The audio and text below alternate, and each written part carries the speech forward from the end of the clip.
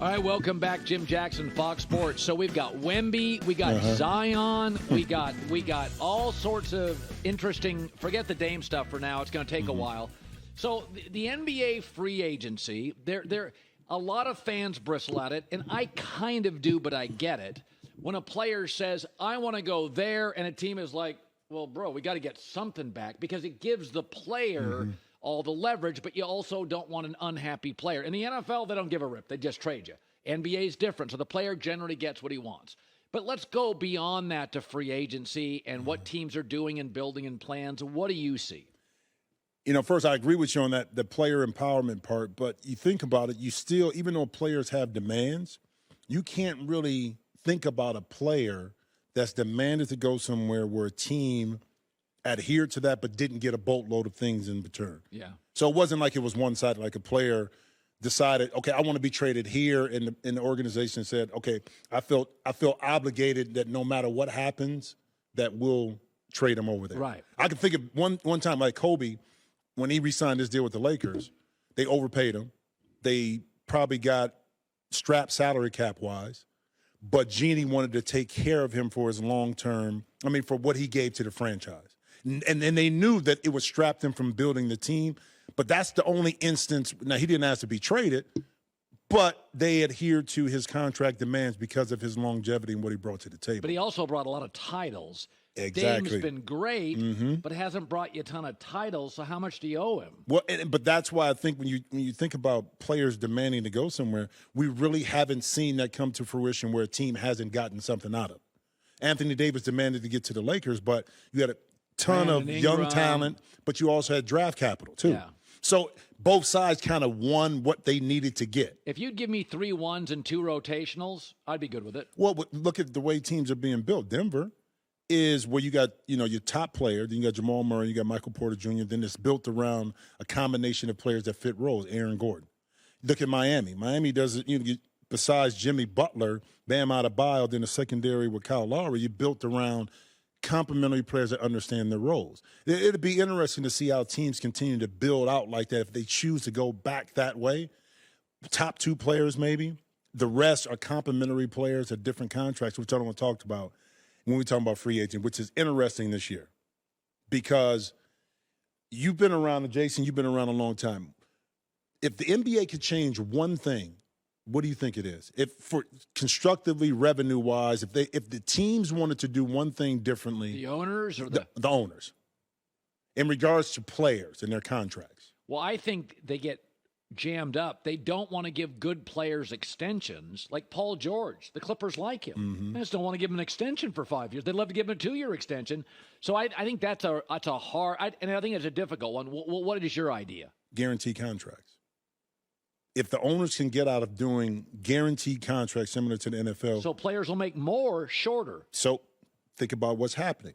We went from back in the day, we can do a 10-year deal, right? Chris Webber, Big Dog Robinson. Magic had a huge deal. That dropped down to 6, dropped down to 5. Now what you've seen in this year's free agency, now the main guys are going to get their contract, 4 or 5 year, 6-year deals. They're going to get their deals. But it's the secondary players because teams don't want to get locked into guaranteed contracts for a long time. So what I wanted to show was this year's, like a lot of this free agency, what we're going on. Yeah. The headlines were, well, these guys were signing for a lot of money, multi-year deals. But if you dig a little bit deeper, like a Bruce Brown, okay? He signed $45 million for Indiana. Yeah. Only 1 year is guaranteed. Okay? Jock Landale, 4 years, $32 million. 1 year is guaranteed. So that gives cap flexibility, roster flexibility to the team, but now you're shortening those contracts. But as a fan, I don't give a rip. I want my team to be flexible. What happens when teams, like Jalen Brunson deal's great. He's good. It's fairly compensated, and it goes down. That allows the Knicks to be flexible. I think when you get into trouble, I don't care if players get rich. They all get rich. Right. I want my team to be able to move off guys if they're hurt, or if they underachieve, or if there's bad chemistry. Like, I would sign Kyrie, but in a year, if it doesn't work again with Luka, I want to get out of it. 3 years, I'm trapped. But that's what I'm saying, the progression over the years of having shorter contracts allows more flexibility for the team. I'm now, for that. From the ownership perspective, I get it. As a player, I want guaranteed money. Whatever it takes. I get that. So it's a confluence between the two thought processes. But this is why I go back and say this, is that when we talk about player control and which league has the best of it, where would you say? That players have NFL. Well, I'm talking about as far as players having really control. I think, baseball contracts are endless, but I think NBA guys have more control. Okay, so control over what is the question? Because to me, when I look at it, and I think Adam Silver and NBA does an outstanding job of this, promoting the player empowerment. Sure, that's great. Okay, but the control part to me is not economic. Because when you look at the non-economic factors in basketball, okay, the league, the union will come in and say, okay, we want less 4 games in 5 days. We want less back-to-back games. We want to shorten our training camp. We want all these things. Those are non-revenue decisions that the NBA is like, okay, no problem. But when it comes to revenue-driven decisions, the bubble, players didn't want to play, but guess what? It was stipulations in the collective bargaining agreement said if you don't play, you had to play. Right. Well, the next year, since the season is so long, we want to start. This is confusing for the audience. Oh. Let's simple. I mean, for the audience is trying to. What's the simplest thing you want and think is good for everybody? The simplest thing, that's not that simple, because it's too much. What I'm saying. It's too much money involved. It's too much money involved in regards to. I think teams get trapped and it screws fans. I'm glad a guy gets rich. Yep. They all get rich. I don't give a rip. Well, the simple equation is this: is that you make money, I make money, we're happy. Okay? You make money. But fans as a team, aren't happy. Fans want to win. But you can't. You're not going to be able to have 3 sides where everybody is happy. By the way, why is the NFL king? One of the reasons, players have less power. Yeah, big if time. a guy's great, he'll get paid. If he's not, he doesn't disrupt the room. We get rid of him. Yep. It's the same in baseball. You sign a big contract. If a guy underachieves, you're trapped. And then there's certain teams, like if you pay a fortune for Shohei Ohtani and he got hurt, Angels can't afford any more players. Yeah. So to me, I think fans are always like, I want the guy to get the bag. They're all rich. The stars will always get paid. But the NBA, I think the NFL, one of the reasons it's king, everybody's got hope. Albert Hainsworth goes to the Patriots, literally won't practice, out the door. Yeah. But structurally it's different too, because think about the progression of where football came from. Because back in the day, hockey was, I think, bigger in regards to a national sport in baseball than football, okay? But over the years, as football began to grow, they didn't have to adhere to some of the demands of the players. NBA is different because of what happened in the 70s and early 80s with the drugs and the cocaine, and the league was not prospering financially. Right. David Stern had to turn that and say, we need to promote individual players more than teams. And I'm for it. But that's where the change started to happen with the NBA, because they needed individual players to produce the kind of awareness, likeness, popularity for the league. And that's where I think the players began to get more powerful in regards to. But I think American players are now distracted, and European players. I said earlier, 4 guys I would build around in the NBA today under 30. They're all European. Well, Giannis, Jokic. American players been distracted. Because the way we grew up in our society, European players, listen, a lot of stuff that they deal with is a lot different. Well, they face men at 16. Oh, yeah. I mean, Wemby just said yesterday that European basketball is way more physical. He's been pushed around for 3 years. And they come over here, and it's more – it used to be Euros were thought of as soft. Yeah. Now I think they're more skilled, and our guys are distracted. IG, shoe, comfort. No, I will agree with you from this perspective that it's a lot tougher for young men and women growing up here in America to stay focused on the bigger picture, because you had so many things pulling away from not just IG. It's just also family and friends who are filling young men and women's heads with expectations that they can't reach, or that you have to give something back to me if I help you here. Yeah. Where European players, not to say that some European players don't go through that, but for the majority part of it, the mentality is so different. And you can see it. Oh, you can see they played against older people. Yes. They're visitors. They come in more focused. They feel like visitors. It's different. Anyway, I want to move off 2 things. Wembanyama. What is he going to look like as a rookie? He'll probably have some ups and downs to try to figure out the consistency in the NBA in regards to what's expected of him. And what I say that is that Pop is going to put him in a situation he's going to demand a lot of things.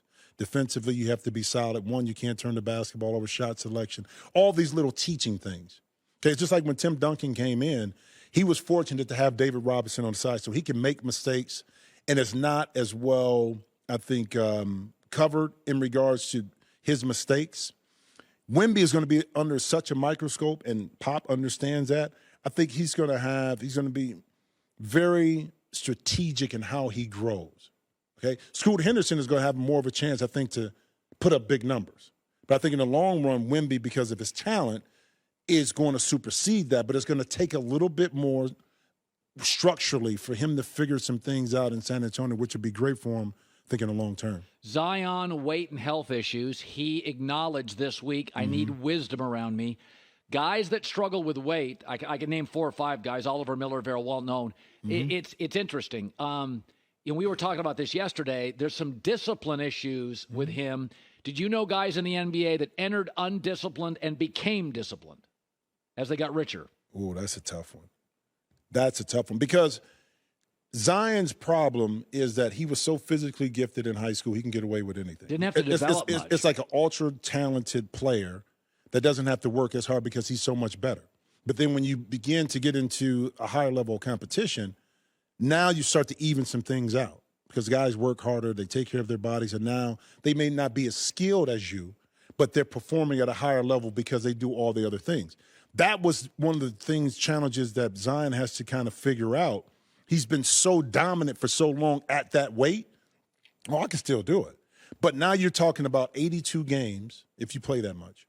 The wear and tear, the expectations, all those things go into being a great player. And before he can just turn it off and on. You can't do that in this league consistently for a long time. And that's what I think he's saying. But that's okay. He's still young. I'm glad that he has the awareness. Now, the question is, Colin, he has the awareness. What do you do about it? Who do you bring around to ensure that you stay on course that allows you to be the kind of player, not that everybody wants you to be, the kind of player that you see and envision yourself being? That's what's most important. Steph Curry's going to be asked probably, if you look at the Warriors, they don't want to get smaller. He'll probably be asked by Steve Kerr to come off the bench. Who? Steph Curry? No, Chris Paul. Oh, Chris Paul. You said Steph. I said, I think that's why Jason laughed. Jason. No, I think I did. Okay. Chris, you need to come off the bench. Right. How's that play? That's a great question. I thought about it'd be great for Golden State. Because what you have is Draymond and Steph handling the basketball in the first unit. So you don't want to take away from what Draymond does. Or Chris does. Or Chris does. So on that second unit, Chris can be the solidifier in that group. Because what made Golden State so potent was their second unit. It didn't drop off as much when they were winning championships. No, that's interesting. And the 2 guys they want to really develop are Kuminga. Yep. Chris is great at that. And the kid they just drafted, the shooting guard back of Clay. Yeah. So they want those 2 young guys to pop. What's Chris's strength? Right here. And getting young guys pick and roll to pop. Finding shooters the ball, pick and roll. So I think what Golden State's take is our second unit won't be as good as our first, but it'll be better with Chris, and he's going to end up developing potentially 2 young stars. Because Kuminga, Curry doesn't elevate him. Steph's game is almost freakish. You watch it. Yeah, you watch it. And it's hard for a young guy to feed off it because Steph's going so fast. Chris's game is more plodding. It's slower. It's more deliberate. He's like Kuminga. Chris's pace is built for younger players. Steph's going 1,000 miles an hour. I think Wiseman struggled with it. I think Kuminga struggles with it. It's just too catch and react. It's too fast. But also too, Chris eliminates Kuminga from trying to do things one-on-one because he's going to set him up and put him in a good position to be effective. But I also think Chris Paul, if he comes off the bench, it doesn't matter at this point in his career because there are going to be a lot of games where Chris ends the game, where they may go with that small lineup. So that's what's most important. And he's not going to put the wear and tear on his body throughout the course of the season. So hopefully for Chris, he'll be fresh come playoff time, injury-free, and now that gives him an opportunity really to see what he can do completely healthy. So to be able to have the flexibility, I think, for Golden State is the key there. When to input Chris, when to bring him out, when to put him in the starting lineup, when to keep him on the second unit. But also, like you said, he's going to ensure that he helps develop and make that second unit more efficient when Steph, Clay, or Draymond are off the game. Yeah, when Steph was off the floor last year, the plus-minus plummeted. Well, because you didn't – I mean, it's just – And Jordan Poole was a turnover-prone, played fast. Now, this is what I want to be interested to see with Chris Paul, because Golden State is a high-turnover team. They've been a high-turnover team even when they won championship. Yeah. Because of some of the decision-making, trying to make the spectacular play. With Chris Paul, does that skew down a little bit more? Because that frustrated Steve Kerr in a lot of games where they could have won that the game was imbalanced. It was just probably inopportunistic turnovers that cost them some games. For a highly educated and high IQ team to turn the basketball over like they've done, Chris Paul, I think, can solidify that a little bit more with his decision-making. Good stuff, Jim Jackson. You Good seeing you. J-Mac with the news. Hi, everybody. Thanks for watching. Subscribe here to get the latest from the show. Also, be sure to check out more of the best clips from The Herd or go watch a few segments from other shows on FS1.